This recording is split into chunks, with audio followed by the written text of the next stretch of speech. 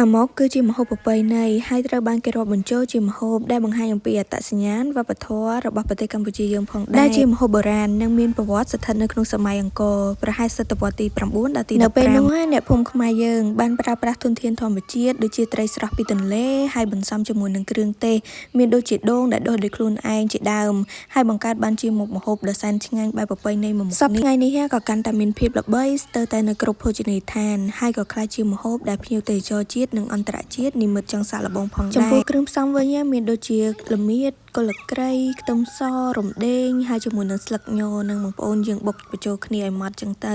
បន្ថែមជាមួយនឹងស្លឹកក្រូចផងដែរជំនួយដល់ក្លិនឈ្ងុយមានបងប្អូនច្រើនមែនតើដែលគាត់ចង់ធ្វើមួយមុខនេះប៉ុន្តែខ្វះជាមួយនឹងស្លឹកញជាដើមចឹងទៅបងប្អូនប៉ុន្តែចៃដន្យអីខ្ញុំមានដាំម្ដាមនៅផ្ទះដែរចំពោះត្រីថ្ងៃនេះខ្ញុំប្រើជាមួយនឹងត្រីអណ្ដែងអាមុខនេះយើងដាក់ជាមួយនឹងសាច់មាន់អីក៏បានដែរចំពោះកុលក្រៃហើយល្មៀតនេះក៏លុកនៅម៉ាស៊ីនម៉ាសាហើយប៉ុន្តែខ្ញុំមកបុកបន្ថែមជាមួយនឹងខ្ទឹមសក៏ដូចជារំដេងផងដែរយើងបុកគ្រឿងទាំងអស់ហ្នឹងឲ្យសព្វចូលគ្នាហើយខ្ញុំដាក់ជាមួយនឹងម្ទេសឆ្អើរយើងចូលតែម្ដងបន្ទាប់មកទៀតយើងចាប់ផ្ដើមដាក់ខ្ទះហើយដាក់ប្រេងឆាហ្នឹងឲ្យឡើងក្តៅជាមុនសិនណាចាំយើងដាក់គ្រឿងបុកនឹងចូល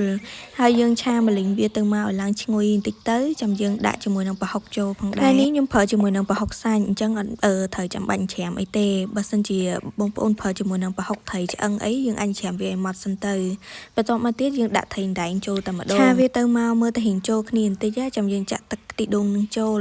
ចំពោះទឹកខ្ទិះដូងនេះខ្ញុំដាក់លាយជាមួយនឹងម្សៅឆាយើងកន្លះស្លាបព្រាដែរដើម្បីឲ្យវាមានជាតិខាប់ៗបន្ទាប់មកទៀតបន្ថែមជាមួយនឹងស្លឹកញក៏ដូចជាស្លឹកក្រូចសើចចូលផងដែរចំពោះស្លឹកញនេះខ្ញុំដាក់រៀងតិចតួចដែរបងប្អូនអត់សូវដាក់ច្រើនហ្មងចំពោះគ្រឿងទេសវិញខ្ញុំប្រើជាមួយនឹងប៊ីចេងក៏ដូចជាស្ករសផងដែរដោយសារខ្ញុំអត់មានស្ករត្នោតបើសិនជាមានស្ករត្នោតកាន់តែឆ្ងាញ់បន្ទាប់មកខ្ញុំរោយជាមួយលឹកក្រូចសើចយើង4-5 ស្លឹកដែរដើម្បីឲ្យកាន់តែឈ្ងុយចំពោះគ្រឿងទាំងអស់ហ្នឹងយើងត្រូវឆាវាឲ្យរៀងដាច់តឹងបន្តិចទៅបងប្អូនពេលដែលខ្ញុំឆានេះក៏ឲ្យត្រីយើងឆ្អិនពេកដែរព្រោះយើងត្រូវចំហុយរយៈពេល20នាទីទៀតកំឡុងពេលរងចាំទឹកពុះហ្នឹងយើងឈានមកកាត់លឹកចេកហើយជូតឲ្យវាឲ្យស្អាតចឹងទៅបន្ទាប់មកខ្ញុំចាប់ផ្ដើមរៀបស្លឹកចេកយើងហើយដាក់ថប់ជាមួយនឹងស្លឹកញពីក្រោមផងដែរបន្ទាប់មកទៀតយើងគ្រាន់តែដួស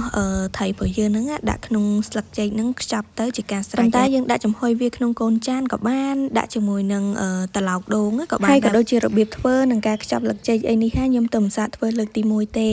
បើសិនជាមើលទៅអត់ស្អាតអីឬក៏ខុសឆ្គងត្រង់ណាអីកុំប្រកែកប្រកាន់អីពុកម៉ែបងប្អូនទាំងអស់គ្នាណាមួយខ្ញុំប្រើចកាដល់ពេលវាធំពេកអញ្ចឹងយើងពិបាកចាក់បដ ாய் ព្រោះអត់បានទិញឈើចាក់ថ្មិញទៅវាតូចយើងងាយស្រួលបងប្អូនបន្ទាប់ពីខ្ញុំចំហុយរយៈពេល20នាទីហើយហ្នឹងអាមុខរបស់យើងក៏បានឆ្អិនរួចរាល់ផងដែរឥឡូវចាប់ផ្ដើមមកអ៊ុតមើលទាំងអស់គ្នាបងប្អូនហើយទំនងខ្លាំងមែនតើហ្មងណាហើយចុងក្រោយគេហ្នឹងយើងក៏ភ្លេចរោយជាមួយនឹងខ្ទិះដូងពីលើបន្ថែមទៀតបើនិយាយពីក្លិនវិញគឺថាឡើងឈ្ងុយហើយទំនងខ្លាំងមែនតើហ្មងណាដាក់ជាមួយនឹងខ្ទិះដូងលក្ខណៈថាខាប់មើលទៅគួរឲ្យចង់ញ៉ាំតែម្ដងឡើងឈ្ងុយអានេះដូចដាស់គោចឹងបងអ៊ំពុកអើយដូចដាស់គោក្លិនឡើងឈ្ងុយដូចដាស់គោចឹងបានញ៉ាំឆ្ងាញ់អ៊ំពុកមិញត្រូវម៉ាត់មកឆ្ងាញ់ស្លឹកញឲ្យបងប្អូន